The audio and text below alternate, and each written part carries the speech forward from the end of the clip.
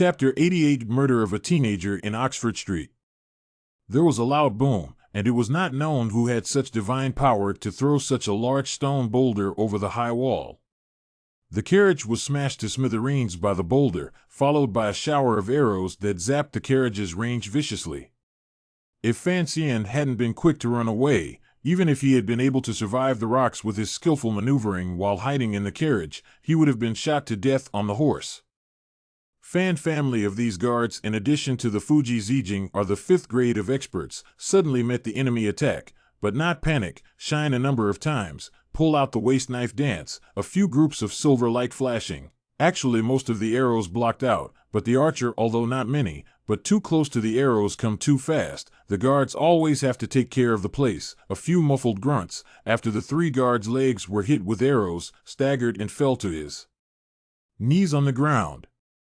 A round of arrows at the beginning of the rain. 3 guards gritted their teeth and jumped on the wall, crossed the knife and out. Actually will be behind the wall that a few archer cut the east and west. Just this arrow poison is too overbearing. Not for a moment the 3 guards will feel body numbness, can no longer control their own muscles, half kneeling on the ground.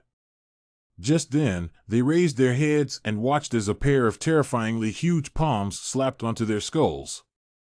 Fan Xian hid behind a sycamore tree, avoiding the initial arrows, but there was no way for him to immediately rush to support his subordinates, and when he heard 3 familiar cries of anguish coming from behind the high wall, his heart raged with rage, and under his grief, he was so close to being impaled by the 2 swords that looked like poisonous snakes around him. The ones who trapped him were 2 women, dressed in black, and the swords in their hands were painted with black to avoid reflections, so they were obviously quite skillful assassins.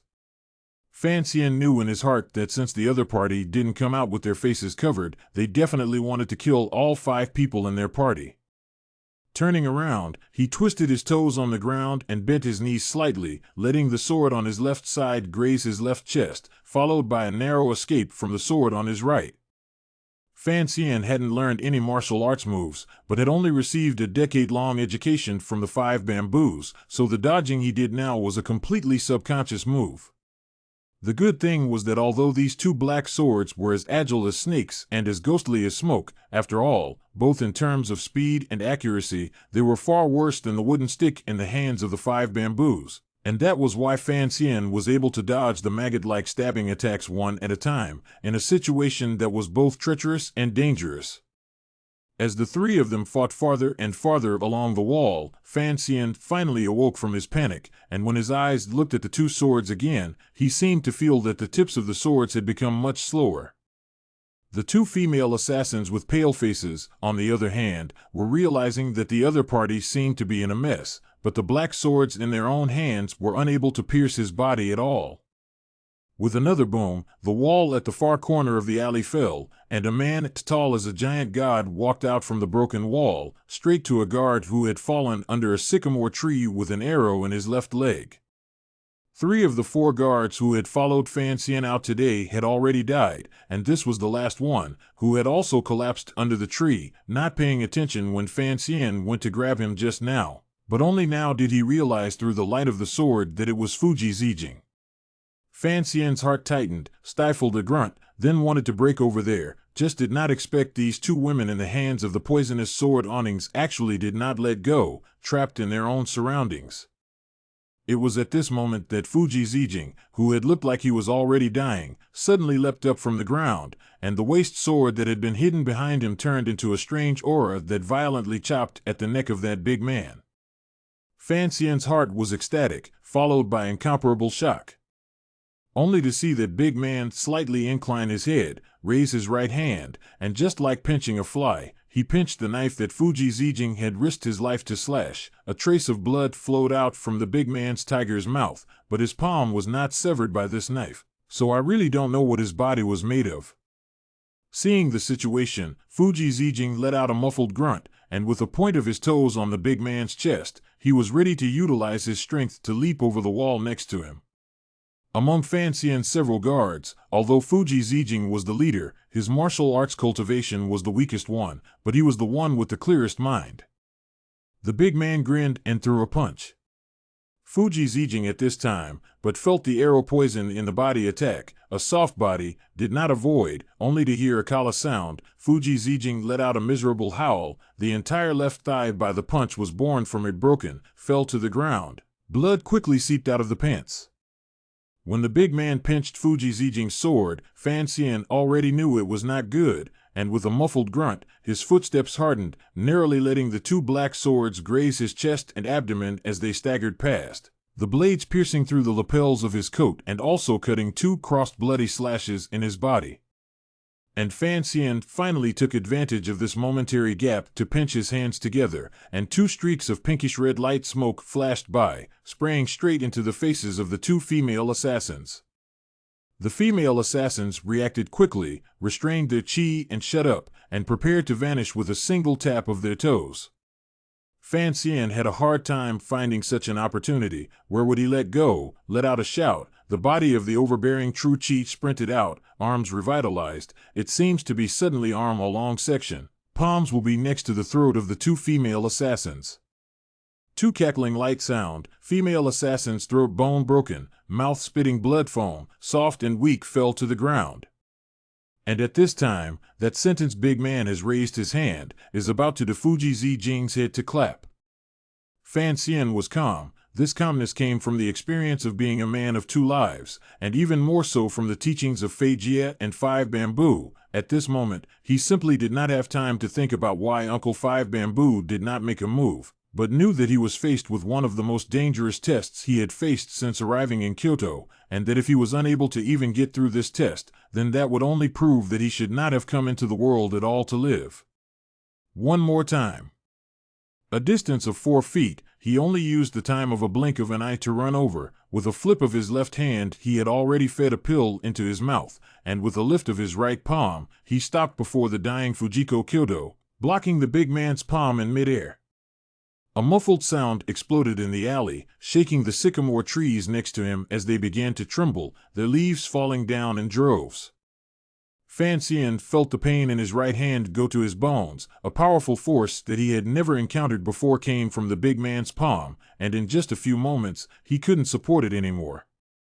He stifled a grunt. A trace of blood seeped out from the corner of his lips, but he didn't panic at all. His left hand had already touched that trigger, ready to give his opponent a fatal blow. But at that moment a very strange thing happened. A wind came from the mouth of the alley, gently circling around Fan Xian's body, and it seemed that a strange force, using the wind as a medium, kept fighting with his body, a force that was not big, but very nasty, and powerfully interfered with Fan Xian's next movements. The big man grinned, looking at Fan Xian with the gaze of a beast of brute strength, his eyes glowing a horrible red color. Fan Xian's gaze looked through the big man's broad back and saw a somewhat blurred figure at the mouth of the alley, who was wearing a bamboo bucket hat. "Let me slap your head." The big man seemed to realize that Fan Xian had nothing left to do and laughed maniacally, increasing the power on his palm by a few more points. Fan Xian let out a cold snort, knowing that he was facing the greatest dilemma he had ever faced in his entire life, and his right arm began to tremble slightly, while deep inside he kept shouting furiously, "Slap your mother." In this moment of life and death, the true chi that had been traveling around his entire body, which seemed to have long been as calm as a lake, felt like it had encountered some sort of provocation and could no longer be quiet. A magnificent true chi erupted out from the snowy mountain at his back waist and violently poured into his right arm along the small circulation in his body. In that instant, Fan Xian had the illusion that his right arm was cast in iron. The powerful true chi collision caused the two palms, which were much different in size, to separate by an inch or so, and then immediately afterward, they ruthlessly collided again. Boom was the sound of countless shrill whistles as countless sharp and thin streams of shattered true chi flooded around the two of them, tearing the sycamore leaves fluttering in the air to shreds. "Die!" Fan Xian roared furiously, retracting his fist back with extremely terrifying control, and then striking out again in a straight line, striking the big man's chest and abdomen. A very strange look surfaced on the big man's face, and with a single opening of his mouth, he spat out blood all over Fan Xian's face, and a large crater was clearly dented in his chest and abdomen. But no one could have imagined that this big man's vitality was so tenacious. After receiving this heavy blow, he was still standing still, but instead, his big hand like a bushel fan fiercely slapped on Fan Xian's right shoulder, which immediately turned into a tofu that had been smeared by the black blind man, with a piece of wolf and blood flowing horizontally. But the ruthlessness in Fan Xian's bones finally exploded today, and with this heavy blow, he even just let out a cry of pain, and the whole person used the force to pounce into the big man's arms, and with his left hand, he had already pulled out the long, thin dagger and fiercely inserted it into the big man's throat. Then he pulled downward with force. The big man's chest and abdomen was first smashed out of a big crater, and then immediately opened up, and the sparse internal organs scrambled out. Blood and abdominal fluids wrapped around those tendons and intestines and flowed down to his feet. Somewhat in disbelief of his eyes, he raised his head to look at Fan Xian, then collapsed backward, smashing the ground like a large tree with a buzzing sound.